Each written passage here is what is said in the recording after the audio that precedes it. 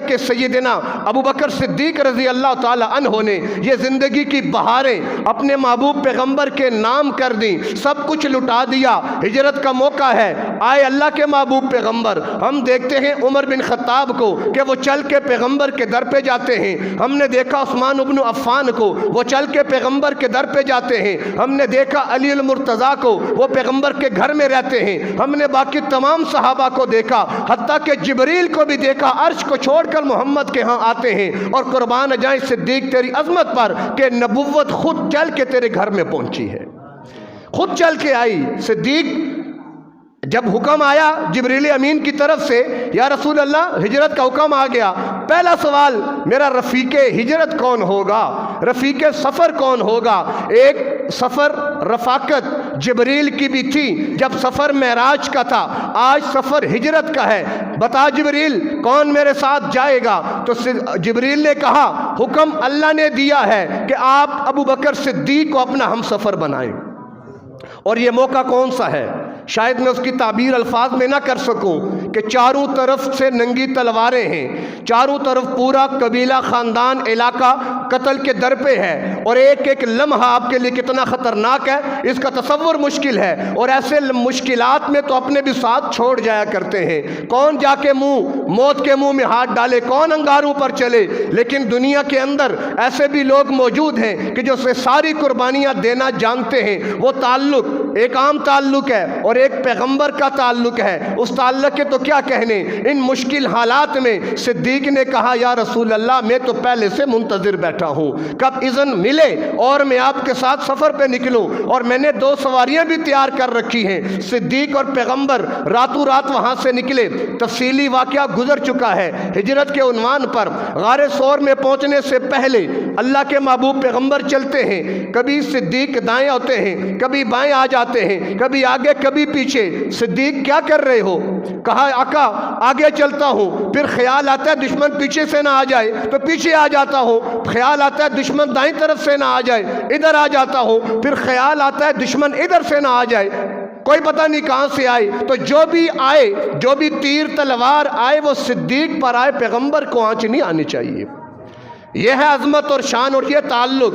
اللہ تبارک و تعالیٰ نے یہ مقام ویسے نہیں دیا۔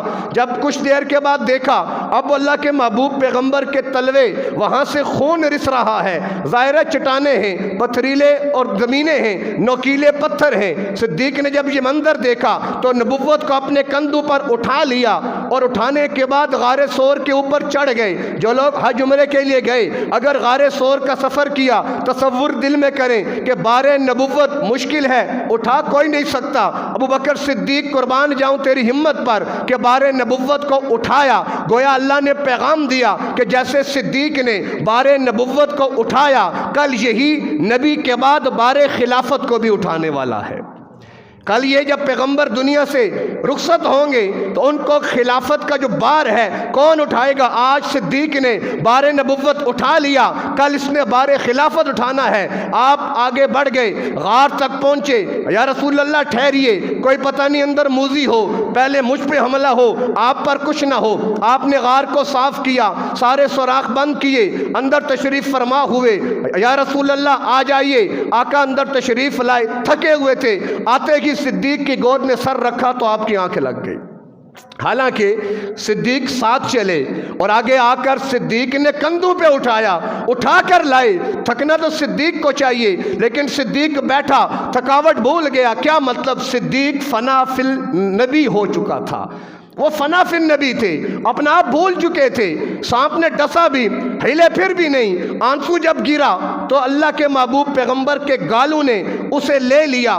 کبھی قطرہ خون کا عثمان کا بھی گرا جس کو قرآن نے محفوظ کیا، اور یہ دوسرا عظیم قطرہ جو صدیق کی آنکھ سے نکلا جس کو پیغمبر کے رخسار نے اپنے اندر اتار لیا۔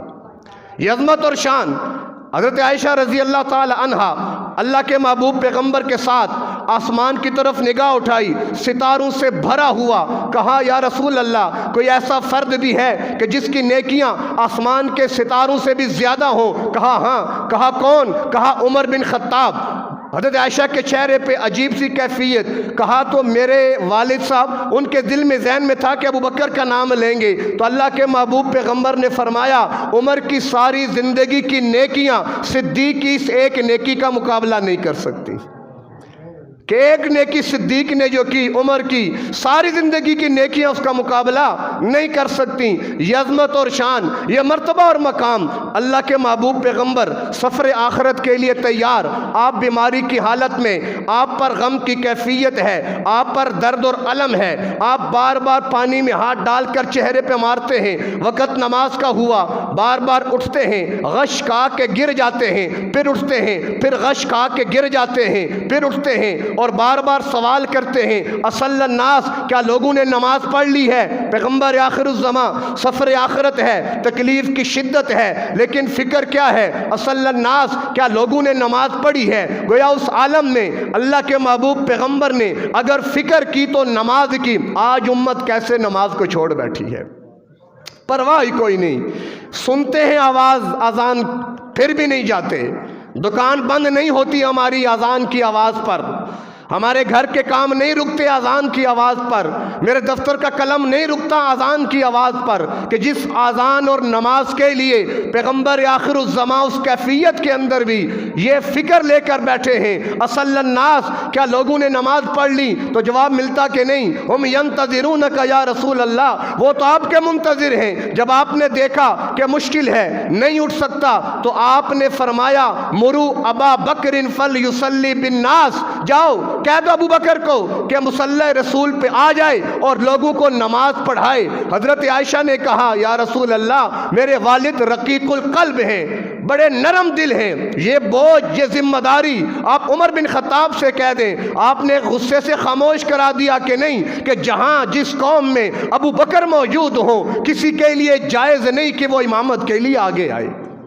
کہ جس قوم میں ابو بکر موجود ہوں آپ آگے بڑھے. گویا یہ اشارہ تھا کہ جیسے امامت صغرا، یہ مصلی امامت میں نے ابو بکر کے حوالے کیا، تو کل امامت کبرا، یہ خلافت کا مصلی بھی ابو بکر کو ملنا چاہیے. اسی بات سے عمر بن خطاب نے سقیفہ بنی ساعدہ میں یہ استدلال بھی کیا تھا. انصار نے کہا ہم میں سے امیر بناؤ، مہاجرین سے کہا تم بھی امیر بنا لو. بیعت مباحثہ چل پڑا. عمر بن خطاب کھڑے ہوئے اور کہا اللہ کے محبوب پیغمبر نے امامت صغرا ابو بکر کے حوالے کی، ہم امامت کبرا بھی ابو بکر کے حوالے کرتے ہیں. آگے بڑھے اور ان کے ہاتھ پر ہاتھ رکھا. تمام صحابہ نے اجماع کیا متفق علیہ طور پر سیدنا ابو بکر صدیق خلیفہ بلا فصل بن گئے. خلیفہ بلا فصل کہ اللہ کے محبوب پیغمبر کے بعد یہ خلافت کا تاج اگر سجا ابو بکر صدیق کے سر پہ سجا، اور سجدہ بھی کیوں نہ، کہ جس نے اپنا سب کچھ اللہ کے محبوب پیغمبر پہ نچھاور کیا. کہ جس غار ثور کے سفر کو اللہ نے قرآن میں بیان کیا، کہ جہاں پر صدیق اکبر کی عظمت اور شان کو واضح کیا.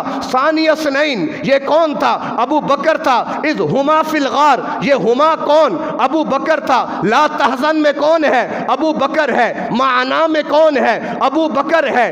وسیجنبہ الاتقی یہ کون ہے؟ ابو بکر ہے. الذی یؤتی مالہ یتزکی یہ کون ہے؟ ابو بکر ہے. جس نے اپنی بیٹی اپنے محبوب پیغمبر کے نکاح میں دی، یہ ابو بکر ہے. جو سفر ہجرت میں رفیق بنا ابو بکر ہے. کہ جس نے رفاقت کا جب حق ادا کیا تو یوں ادا کیا کہ آج بھی وہ پیغمبر کی رفاقت میں ہے. اور پیغمبر فرمایا کرتے تھے کل قیامت میں جب میں اٹھوں گا تو پہلے میں اٹھوں گا، پھر میرے بعد ابو بکر اٹھیں گے، اس کے بعد عمر اٹھیں گے، اور ان کے کندھوں پہ ہاتھ رکھ کر ہم میدان محشر کی طرف روانہ ہو جائیں گے.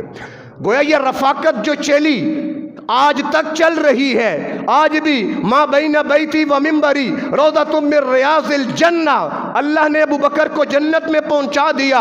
اللہ کے نبی فرماتے میرا گھر حجرہ اور یہ میرا منبر، یہ درمیان کی جگہ ریاض الجنہ ہے، یہ جنت کا ٹکڑا ہے، اللہ نے جنت سے اتارا ہے. آج دنیا والے، دنیا دار باتیں کرتے ہیں، صدیق پر اعتراض کرتے ہیں، اس کے خلاف لان تان کرتے ہیں، ہم انہیں لمحہ فکریہ کہ دیکھ لو پیغمبر کیا فرما گئے، پیغمبر نے کیا کہا کہ ما بین بیتی و منبری روضۃ من ریاض الجنہ، کہ میں محمد جنت میں آرام فرما ہوں۔ جب وہ ٹکڑا جنت ہے تو ابو بکر بھی جنت میں آرام فرما ہے، اگر وہ ٹکڑا جنت ہے عمر بن خطاب بھی جنت میں آرام فرما ہے۔ چلیں بات میں دور نہیں لے کر جاتا، حضرت امام باقر رحمت اللہ تعالی علیہ، جن کو وہ بھی اپنا امام بلکہ بڑا امام بلکہ اماموں کا امام سمجھتے ہیں، زین العابدین حضرت حسین کے صاحبزادے یا ان کے بیٹے حضرت محمد باقر رحمت اللہ علیہ، ایک آدمی شاگرد عروہ سوال کیا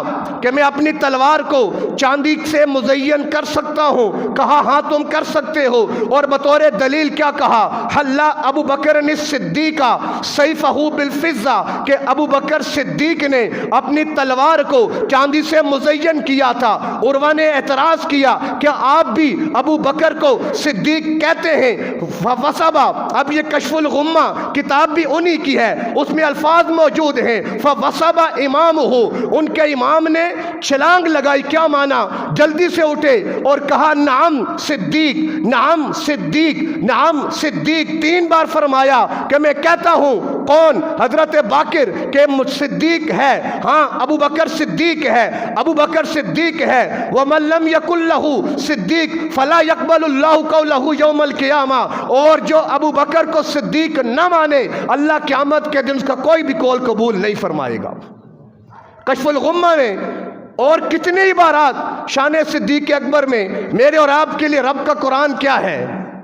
کافی ہے کہ رب کا قرآن بجا بجا مختلف مقامات پر براہ راست صدیق کی عظمت کا قائل ہے۔ صدیق کی صحابیت قرآن سے اذ یقول لصاحبہ لا تحزن ان اللہ معنا، جب پیغمبر نے اپنے صحابی سے کہا میں غم نہ کر اللہ ہمارے ساتھ ہے، تو گویا صدیق تو وہ ہے کہ جس کی صحابیت کا قائل رب کا قرآن ہے۔ رب کا قرآن یہ کلام رحمان کا ہے، تو گویا خود اللہ اپنے ابو بکر کو پیغمبر کا صحابی کہتا ہے۔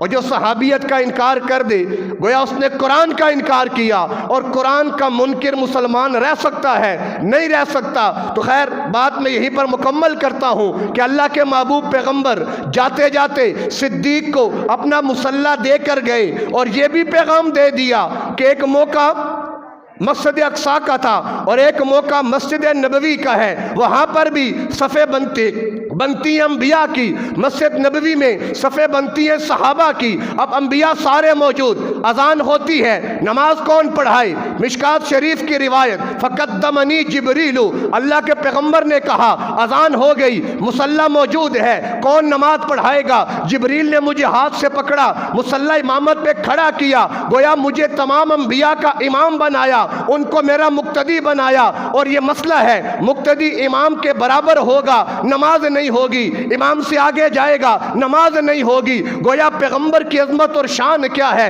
کوئی پیغمبر میرے پیغمبر کے نہ تو برابر ہے نہ اس سے آگے ہے، یہ سب کا امام ہے۔ اور مسجد نبوی میں خود پیغمبر نے صدیق کو کہا میرے مصلی پہ آ جا، گویا تمام صحابہ کے سامنے یہ مسئلہ واضح کر دیا کہ پوری امت میں نہ کوئی صدیق کے برابر نہ کوئی صدیق سے آگے۔ تو وہ امام الانبیاء بنے، یہ امام الصحابہ بنے، وہ تمام انبیاء کے سرتاج بنے، صدیق تمام انسانیت کے سرتاج بنے۔ پھر خلافت کا اللہ نے وہ صحرا سر پہ رکھا۔ اب خلافت کے بعد کے حالات اگلے جمعے میں عرض کریں گے، تو اللہ ہمیں حضرات صحابہ کی عظمت سمجھائے، ان کی شان مرتبہ اور مقام سمجھائے، اور جو دین شریعت حضرات صحابہ سے پہنچا قربانیوں کے ساتھ تفصیلات گزر رہی ہیں، اللہ ہمیں اس کی قدردانی کی توفیق عطا فرمائے۔ وآخر دعوانا الحمدللہ۔